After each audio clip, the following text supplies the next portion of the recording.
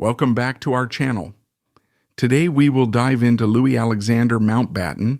The first Marquess of Milford Haven was a man whose life bridged the grandeur of European royalty and the rigorous demands of British naval service. Born as Prince Louis of Battenberg, he navigated a world of shifting alliances, personal loyalties, and national prejudices, leaving behind a legacy of quiet dedication amid profound challenges. His story is one of ambition fueled by merit, heartbreak from betrayal, and triumphs that echoed through generations. Let's delve into the details of his remarkable journey, uncovering the layers of a life that shaped not just his family, but the course of history. The mid-19th century was an era of profound transformation in Europe, where monarchies clung to power amid rising nationalism and industrial change. The continent was a mosaic of empires, the Austrian, Russian, and Prussian, interwoven through royal marriages and fragile treaties.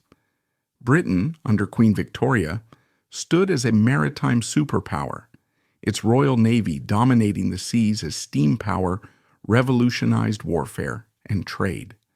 Telegraph lines connected distant colonies, and ambitions for empire fueled conflicts like the Crimean War.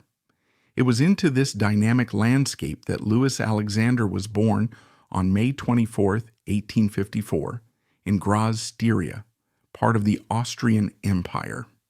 His father, Prince Alexander of Hesse and by Rhine, had caused a scandal by entering a morganatic marriage with Julia von Hauke, a Polish countess and former lady-in-waiting to his sister, Grand Duchess Marie Alexandrovna of Russia. This unequal union meant Louis and his siblings could not inherit their father's Hessian titles or succession rights in the Grand Duchy of Hesse. Initially styled as Count Louis of Battenberg, with the courtesy title of Illustrious Highness, his status was elevated on December 26, 1858, when Grand Duke Louis III of Hesse granted his mother the title of Princess of Battenberg, making young Louis His Serene Highness, Prince Louis of Battenberg. His childhood unfolded in a multilingual peripatetic world, reflecting the cosmopolitan nature of minor European nobility. The family resided in northern Italy during his father's military postings amid the Second Italian War of Independence, then moved to Hessian estates like the picturesque Heiligenberg Castle near Jugenheim and the Alexander Palace in Darmstadt. Summers were spent in Italy, winters in the opulent shadows of royal courts, where visits from relatives like the Russian imperial family introduced him to grandeur and intrigue. Raised speaking French from his mother, English from his governess, and German naturally, Louis developed a sharp intellect and adaptability. Influences from British cousins such as Princess Alice, Queen Victoria's daughter, and Prince Alfred, Duke of Edinburgh, sparked his fascination with the sea. Alice, married to the future Grand Duke Louis IV of Hesse, often shared tales of Britain's naval prowess, igniting in young Louis a desire to join the Royal Navy. At just 14, in 1868, he naturalized as a British subject and entered the service, overcoming initial medical rejections for a small flat chest, slight spinal curvature, and poor eyesight. Waved subtly at Queen Victoria's behest to avoid familial disappointment. This entry marked the beginning of a career where royal connections opened doors, but personal merit would have to prove his worth in an age suspicious of foreign-born officers. Louis's naval journey began humbly aboard HMS Victory, Lord Nelson's legendary flagship, now a training vessel in Portsmouth Harbor. As a cadet, he endured the rigors of shipboard life, learning navigation, gunnery, and discipline. In October 1869, he advanced to midshipman on HMS Royal Alfred, a screw frigate stationed in the North America and West Indies Squadron, where he sailed to exotic ports like Halifax and Bermuda, honing skills in seamanship amid tropical storms and routine patrols. passing his sub-lieutenant exams in 1874 with unprecedented high marks in seamanship and gunnery, scoring 963 out of 1,000 in the former. He demonstrated an early flair for technical excellence. Promoted to lieutenant on May 15, 1876, he served on HMS Sultan, a broadside ironclad where he encountered the gritty underbelly of naval existence. One vivid anecdote from this period: awakened one night by a rat scurrying across his chest in his hammock, Louis seized it barehanded and dispatched it, a small but telling display of the grit that would define him. He deliberately avoided plush assignments, rejecting a spot on the royal yacht HMY Osborne in October 1879, deeming it a career killer that would label him a mere royal sycophant. Instead, he pursued active duty, participating in the Anglo-Egyptian War of 1882 aboard HMS Inconstant and later HMS Monarch. During the bombardment of Alexandria, he helped deliver ammunition under fire and guarded the Khedive at Ras El Tin Palace, earning the Egypt Medal, Khedive's Star, and a personal presentation from Queen Victoria, who pinned the medal on him at Windsor Castle. Amid his rising career, personal life blossomed with marriage on April 30th, 1884, to Princess Victoria of Hesse, and by Rhine, his first cousin once removed, and Queen Victoria's granddaughter. The wedding in Darmstadt's chapel was an intimate royal gathering, attended by the Queen herself, blending Hessian traditions with British pomp. Guests included Tsar Alexander III and future Tsar Nicholas II. Victoria, intelligent and resilient, shared Louis's multilingual world and supported his ambitions, managing households across naval postings from Malta to England. Their union produced 4 children: Victoria, Alice Elizabeth, Julia Marie, born February 25, 1885 in Windsor Castle, who married Prince Andrew of Greece and became mother to Prince Philip, Duke of Edinburgh; Louise Alexandra; Marie Irene, born July 13, 1889 at Heiligenberg, later Queen Consort of Sweden through marriage to Gustav VI Adolf; George Louis Victor Henry Serge, born November 6, 1892, in Darmstadt, who succeeded as second Marquess of Milford Haven; and Louis Francis Albert Victor Nicholas, born June 25, 1900, at Frogmore House, Windsor, later Admiral of the Fleet and first Earl Mountbatten of Burma. Family life was nomadic, dictated by Louis's assignments, but anchored in affection. Victoria handled the isolation of a naval wife with grace, educating the children at home and fostering close bonds. Louis's brother Henry married Queen Victoria's daughter Beatrice in 1885, further entwining the Battenbergs with the British throne. Promotions came steadily, rewarding Louis's ingenuity and leadership. Made commander on August 30th, 1885, he assumed his first independent command on the torpedo gunboat HMS Scout in 1889, despite parliamentary grumblings about favoring a foreigner. In 1892, he invented the Battenberg course indicator, a mechanical analog computer for plotting ship courses and relative speeds, which became essential for fleet maneuvers and saved countless lives by preventing collisions. Yet this innovation remains underappreciated in popular histories. Promoted to captain on December 31, 1891, he commanded HMS Cambrian, 1894 to 1897, and the battleship HMS Majestic, 1897. Then served as naval advisor to the Inspector General of Fortifications. From 1899, as Assistant Director of Naval Intelligence, and fully as Director from November 1902 to 1905, his analytical prowess earned praise. Admiral John Fisher dubbed him the cleverest sailor I have ever met. Family connections proved invaluable during the 1904 Dogger Bank incident, when Russian warships mistakenly fired on British fishermen en route to the Russo-Japanese War. Lewis's brother-in-law, Tsar Nicholas II, helped de-escalate through private channels, averting a crisis. Advancing to Rear Admiral on July 1, 1904, Lewis commanded the 2nd Cruiser Squadron aboard HMS Drake, 1905 to 1907, then as Acting Vice Admiral, the 2nd Division of the Mediterranean Fleet on HMS Venerable, and later HMS Prince of Wales. Promoted to full Vice Admiral in 1908, he led the Atlantic Fleet 1908 to 1910 and Home Fleet Divisions 1911. As 2nd Sea Lord from December 1911, he championed reforms, improving sailors' pay, living conditions, and training, and establishing the Naval War Staff to enhance strategic planning. In December 1912, at Winston Churchill's insistence, he became First Sea Lord, the professional head of the Admiralty.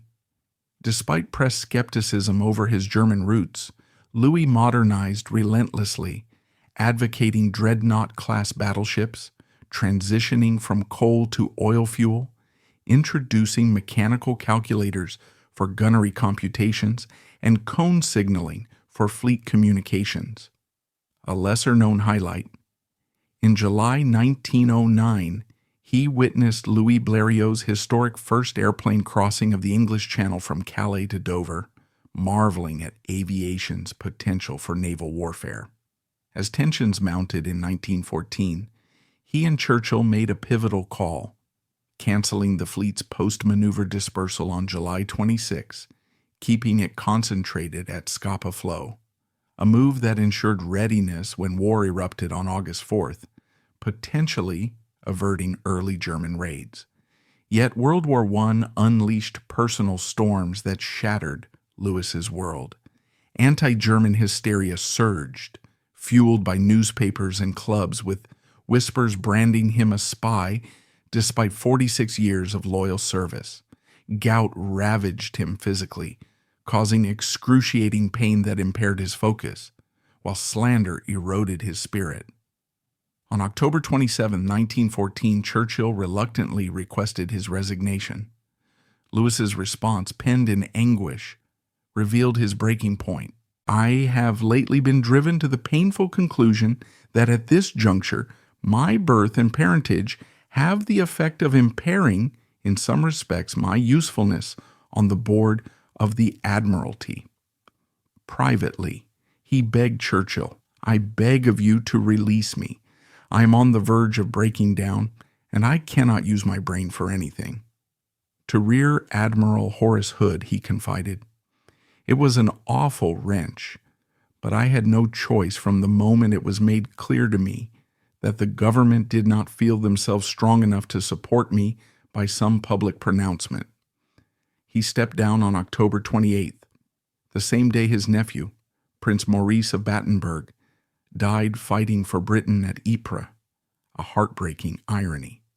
King George V, in solidarity, appointed him a Privy Councillor on November 5th, a public affirmation of trust.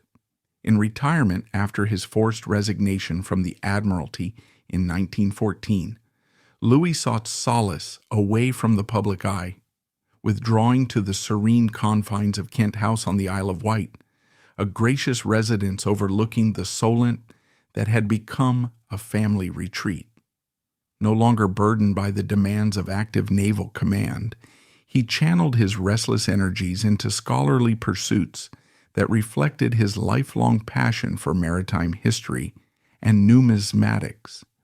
Chief among these was his compilation of a monumental 3-volume encyclopedia titled British Naval Medals, an exhaustive work that catalogued commemorative medals, bars, clasps, and mentions in dispatches from the 16th century onward.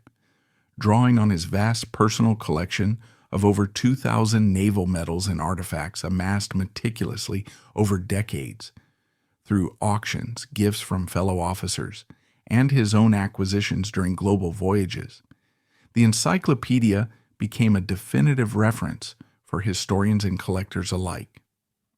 Published posthumously in 1921 by John Murray, with the first volume appearing in 1919, it featured detailed illustrations, historical annotations, and insights into the symbolism and issuance of each medal, showcasing Lewis's meticulous research and deep reverence for naval traditions. Additionally, as early as 1909, he undertook the anonymous translation of Russian commander Vladimir Semenov's gripping memoir, Rasplata, translated as The Reckoning, a first-hand diary chronicling the blockade of Port Arthur and the ill-fated voyage of Admiral Rozhestvensky's fleet during the Russo-Japanese War of 1904 to 1905. Attributed to Louis by sources like the Illustrated London News, this translation provided English readers with rare insights into Russian naval tactics and the human cost of defeat, reflecting Lewis's multilingual expertise and his personal connections to the Russian court through family ties. As anti-German fervor reached its zenith in 1917, amid the horrors of World War I, King George V issued a royal proclamation mandating the anglicization of names among British royals with German-sounding titles, aiming to distance the monarchy from enemy associations. On July 14th, Louis dutifully relinquished his princely Battenberg titles and adopted the anglicized Mountbatten, a phonetic translation of Battenberg that evoked English landscapes rather than Hessian hills. He notably rejected the alternative Batten Hill as sounding too mundane.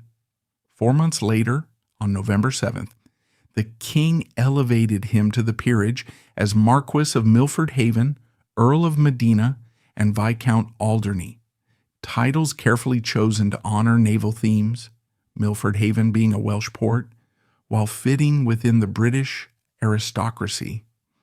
Louis confided to close friends and family that he had declined an offer of a dukedom, explaining pragmatically that he could not afford the lavish lifestyle expected of a duke, given the financial strains already encroaching on his life, a decision that underscored his practical nature and aversion to ostentation. Retirement, far from being a peaceful idyll, brought unforeseen financial ruin that compounded his emotional burdens. The Bolshevik Revolution in Russia led to the outright seizure of his substantial investments there, including bonds and properties tied to his imperial relatives, wiping out a significant portion of his wealth overnight. Simultaneously, the hyperinflation and economic collapse in post-war Germany devalued his inherited assets, such as the historic Heiligenberg Castle in Hesse, a 13th century fortress overlooking the Rhine that had been the family seat since 1869. He was forced to sell it in 1920 for a mere fraction of its value, reportedly around 100,000 marks, that quickly became worthless. Wartime inflation in Britain further eroded his savings, compelling him to auction off his prized naval medal collection in 1919 through Sotheby's, a heartbreaking dispersal of items he had cherished as symbols of his career. These losses necessitated downsizing from the spacious Kent house in 1919, with the family relocating to more modest accommodations at Palace House in Beaulieu, Hampshire, loaned by friends, a stark contrast to the grandeur he once knew, and a quiet testament to his resilience in the face of adversity. Family sorrows deepened the pain of these years, layering personal grief atop national turmoil. His sisters-in-law, Tsarina Alexandra Feodorovna, formerly Princess Alex of Hesse, wife of Tsar Nicholas II, and Grand Duchess Elizabeth Feodorovna, formerly Princess Elizabeth of Hesse, widow of Grand Duke Sergei Alexandrovich, were brutally executed by Bolshevik revolutionaries in July 1918. Alexandra and her family were murdered in Ekaterinburg on July 17th, their bodies desecrated and hidden. Elizabeth met a similar fate the next day in Alapayevsk, thrown down a mine shaft with other Romanov relatives and left to perish. These atrocities, reported piecemeal through diplomatic channels, struck Louis like a thunderbolt, severing ties to his Hessian and Russian roots and evoking profound sorrow for the loss of kin who had been like sisters to his wife Victoria. In January 1921, Louis and Victoria embarked on a somber journey to Jerusalem, accompanying the remains of Grand Duchess Elizabeth for reinterment at the Russian Orthodox Church of Mary Magdalene on the Mount of Olives, a site Elizabeth had helped fund during her lifetime. Organized by British authorities who had recovered her body from Alapayevsk via Shanghai, this poignant pilgrimage involved a sea voyage aboard HMS Calypso and a ceremonial procession through Jerusalem's streets, where Louis, now frail, walked in mourning attire amid Orthodox chants and incense. The event reopened old wounds of loss, stirring memories of happier family gatherings in Darmstadt and St. Petersburg, and leaving Louis reflective on the fragility of royal dynasties in a changing world. Death arrived unexpectedly on September 11th, 1921, at the age of 67, cutting short what might have been a few more years of quiet reflection. While staying in London for a brief visit, Louis attended an evening theater performance at the Criterion Theater, enjoying a rare outing with friends. Shortly afterward, he was stricken by a severe bout of influenza, which rapidly weakened his heart, already strained by years of gout and stress, leading to congestive heart failure at his temporary residence, 42 Half Moon Street in Piccadilly. Attended by his physician and family, he passed peacefully in his sleep, his final words reportedly expressing concern for Victoria's well-being. His funeral at Westminster Abbey on September 19th drew a distinguished assembly of naval dignitaries, including admirals like David Beatty and John Jellicoe, with King George V represented by aides. The service featured naval hymns and a procession of officers in full-dress uniform, honoring his 53 years of service. His body was then transported by special train and ferry to the Isle of Wight for burial at St. Mildred's Church in Whippingham, near Osborne House, in a simple grave marked by a Celtic cross, attended by immediate family and local residents. He left behind a modest estate, £6,535 in England, equivalent to about £300,000 today, and 734,613 marks in Darmstadt, largely devalued, inherited by his eldest son George, who succeeded as the second Marquess. Yet, his true inheritance flowed through his descendants, forging unbreakable links to the modern British monarchy via his granddaughter's marriage and beyond.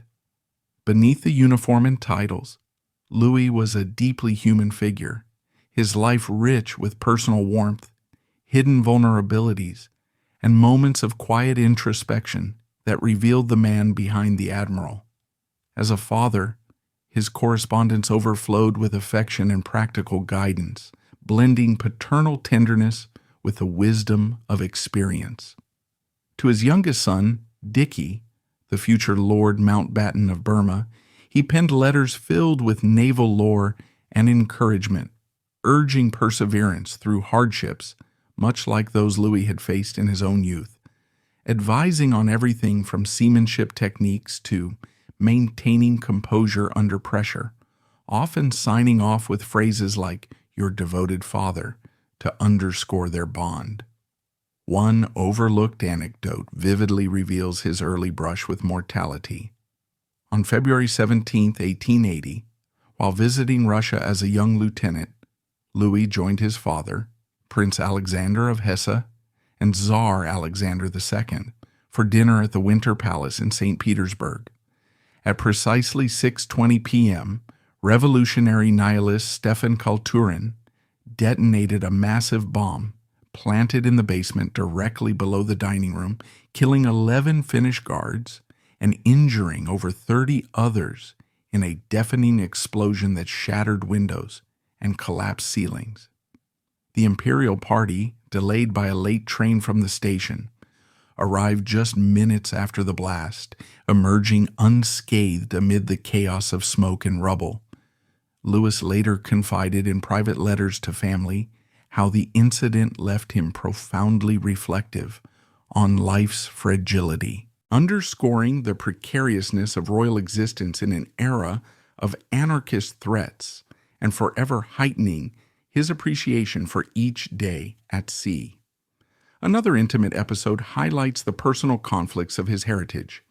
During the 1877 to 1878 Russo-Turkish War, while serving aboard HMS Sultan, anchored in the Bosphorus, Louis obtained special leave to visit his elder brother, Prince Alexander of Battenberg, who was then aiding the Russian forces, and later installed as the first Prince of Bulgaria.